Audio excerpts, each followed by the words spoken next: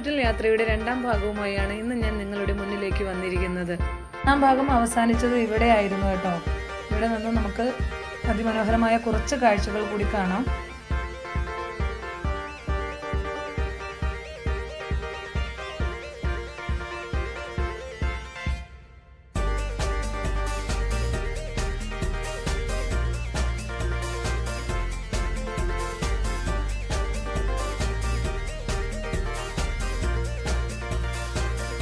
എന്ത് ഭംഗിയാണെന്ന് നോക്കി.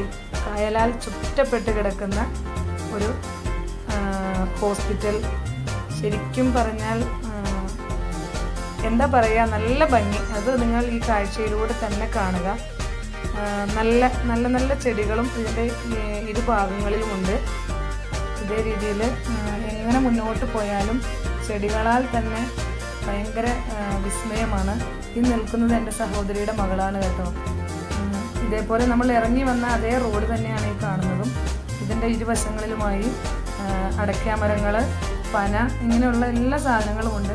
പിന്നെ തേയില വെട്ടി നിർത്തിയിരിക്കുന്നത് പോലെ കാണുന്ന ഈ ചെടി കണ്ടല്ലോ, ഇത് ശരിക്കും എന്താണ്, കടലാസ് ചെടി.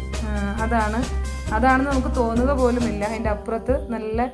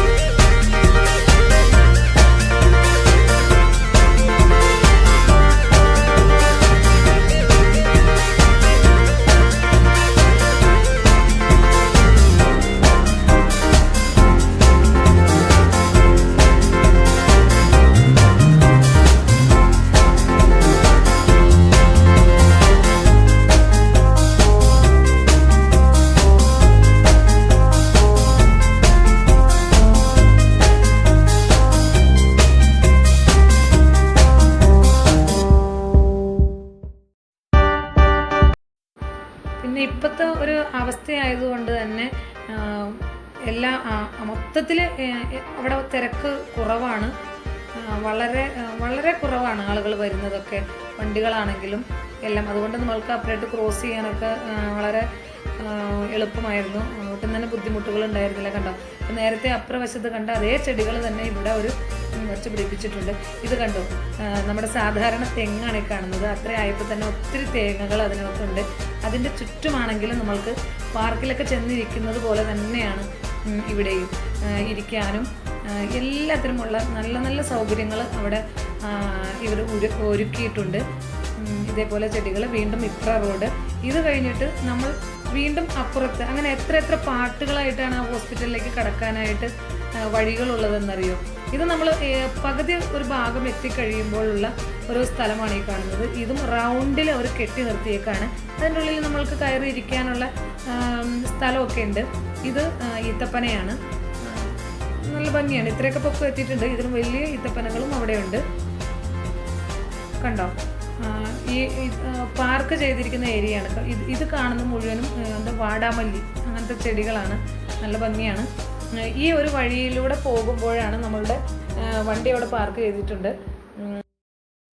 ഏകദേശം അവിടെയുള്ള കാഴ്ചകളൊക്കെ ഞാൻ ഇപ്പോൾ ഷൂട്ട് ചെയ്തിട്ടുണ്ട്. ഇനി എൻ്റെ വണ്ടി പാർക്ക് ചെയ്തോടത്തിലേക്ക് ഞാൻ നീങ്ങുകയാണ്. അവിടെ നിന്ന് ഞങ്ങൾ വണ്ടിയിൽ കയറി ഇനി വെളിയിലേക്ക്.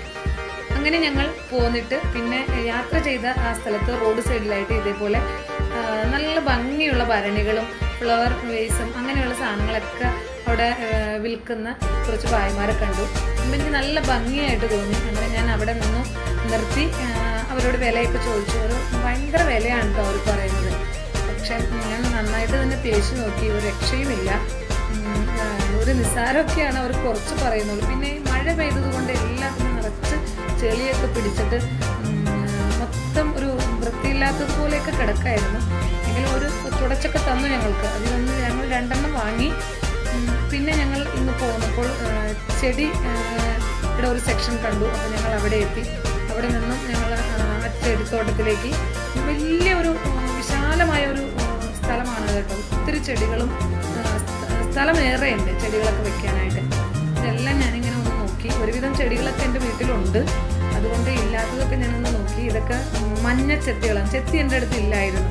ഒന്ന് നോക്കിയാൽ മഞ്ഞയാണെന്ന് പറഞ്ഞു, പക്ഷേ ഞാൻ വാങ്ങിയില്ല. അത് കാരണം ഇപ്പോൾ അവിടെ പൂ ഇട്ടിട്ടില്ല.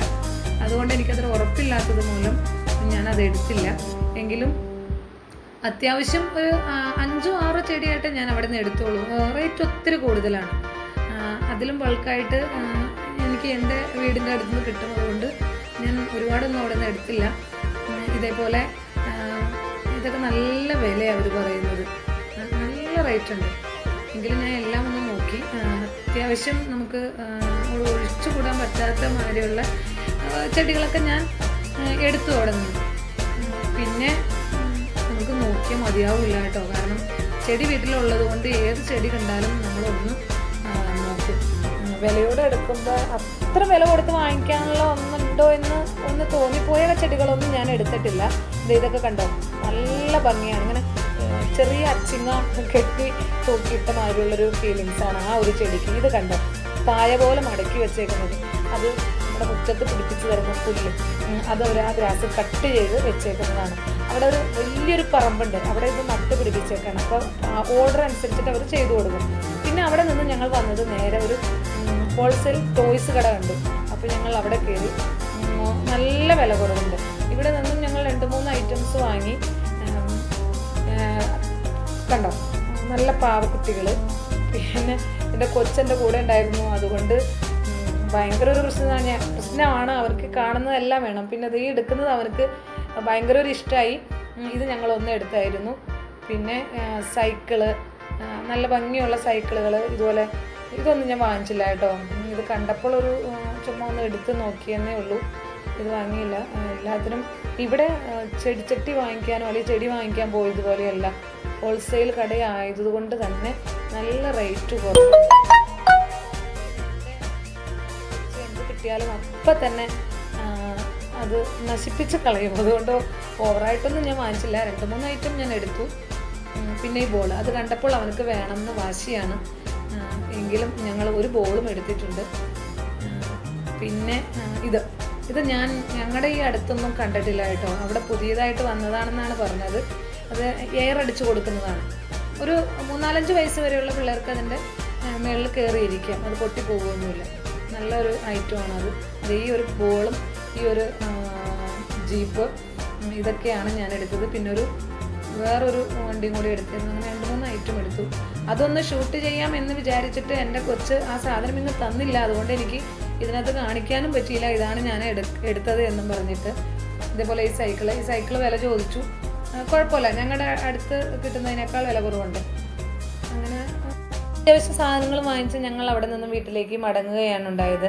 അപ്പോൾ എൻ്റെ ചാനൽ നിങ്ങൾ ആദ്യമായിട്ടാണ് കാണുന്നതെങ്കിൽ സബ്സ്ക്രൈബ് ചെയ്യാനും കമൻറ്റ് ചെയ്യാനും മറക്കരുത് കേട്ടോ.